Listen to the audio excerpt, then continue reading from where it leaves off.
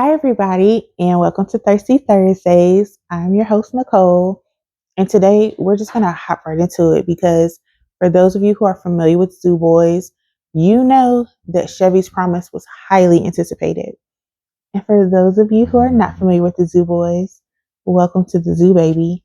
Now, whether you finish the series, whether you are just starting the series, let me tell you something because I just found this out not too long ago.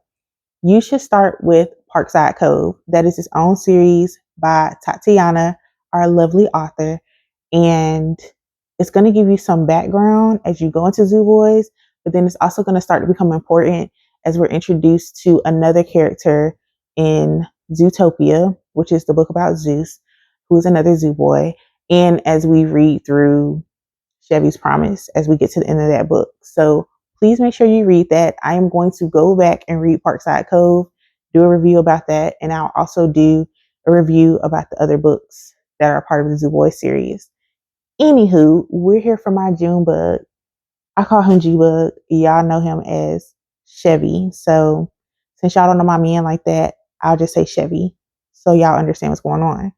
Anyway, Chevy's Promise starts where we leave off in Zootopia, which is my girl Zaria is lost and we had to find her. Now, it is not her fault that she keeps getting kidnapped. She just keeps ending up in unfortunate situations. But baby, I've told Junebug, like, we need to put an air tag on her because we can not keep losing my girl.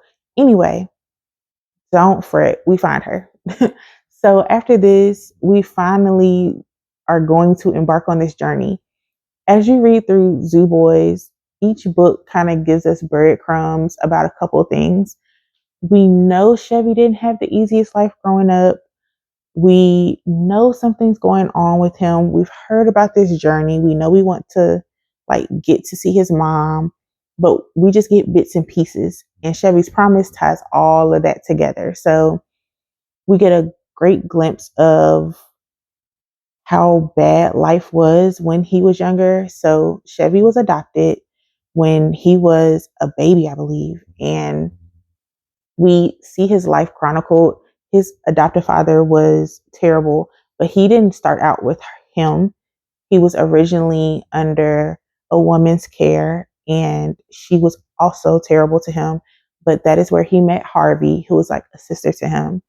And because he spoke up about what was going on there, he was taken out of that home and placed in another home with his what we know now as his adoptive father. But that man was also abusive and he was racist. Like, what? Anyway, we're not going to talk about the system right now. That is not what we're here for. Now, Chevy, he goes through his trials and tribulations. In one of the flashbacks, we realize that he does meet his grandparents and he doesn't even know that they are his grandparents and they leave him there.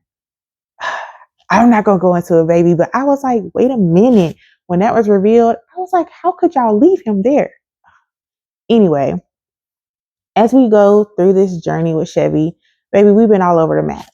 We start in California, we go to Texas, baby. We go to New Orleans, we go to North Carolina, we go to Virginia, baby. We've been all over the map, but it's a great time. We get into some fights, we're riding motorcycles, and we really see Chevy open up. We see him finally have his emotional cleansing. There's a point in the book where he does get baptized, and there are a lot of beautiful moments in this book where Chevy has always been the protector. He's always been the strong person. He's always been the one that everyone goes to. And in this book, we see that he needed an outlet and he was finally able to have that. And he kind of struggles with that a little bit, like trying to reconcile the fact that he needs someone too, while always being that someone for everybody else, always being that protector, always being the one to fix it. And I think I will not spoil this part for you guys, but when you figure out what his issue is, I think that was a hard thing for him too, because this is not something that he can just fix. He can't beat this up. He can't just get rid of it. Like, there's actual action he has to take. to just get better and be better. So I think this book tells a beautiful story of Chevy breaking down those walls and allowing them in and allowing his friends to be there for him in the ways that he's always shown up for them. I don't want to give y'all too much and spoil anything, but it is some tough moments. Okay, trigger warnings. I'm gonna be honest, it's not too many. There is discussion of SA. Um, just it doesn't happen on page. There's just discussion of it, and then there is conversation of like I don't want to say DV, but abuse. And so again, these topics do come up, but I do think it's a really, really good read. Um, and let me tell you, let me just give Tatiana her flowers really quick. The whole series is good. The whole series is good. But from Street Chaos all the way through to when we get to Chevy's book, which is book 6, we see her pen grow. And baby, she pushed her pen for this book. Do you hear me? I know she had to throw it away. Somebody probably had to call the fire department. Her pen had to be on fire because she wrote the mess out of Chevy's Promise.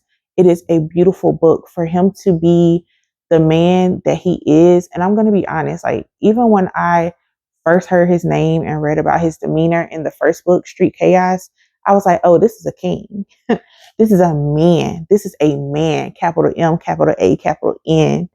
And from book 1 up until this book, I was like, I just need to know everything about him. Like any little piece of information I can get about him, I need it. And in Chevy's Promise, to see the culmination of him and how beautiful of a person he is, I love it. And to see the relationship between him and Zaria really sparkle and like grow. And let me tell y'all something that's super dope. Okay. Now, Chevy, he definitely put her through the mattress multiple times, baby, ate her up. Okay. But they have this telepathy thing that they do. Zaria and Chevy, it is so dope. Like, I don't know what gave her that thought. I'm gonna be honest with you. I want a love like that where I can just talk to my man telepathically. We just look at each other and we're talking. Y'all don't even know me and him having a whole conversation. But it is a beautiful relationship that him and Zaria have. And just to see that grow from the first time he met her and she was annoyed with him to now them being in love, baby, is a beautiful love story. And that love story spans multiple books. So to see it become what it is in this final book is just amazing. Tatiana, girl, you did the biggest one, okay, with this book. And there will be a part 2.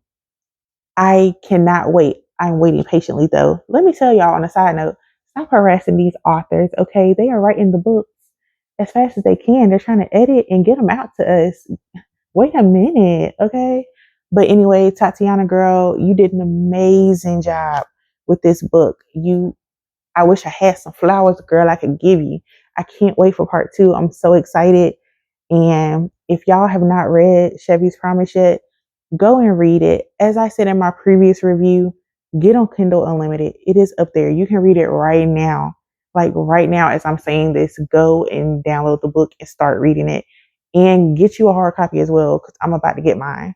But anyway, thank you for sitting here and listening to this review. Please come back, like, share, subscribe, and I'll talk to you guys later. Bye.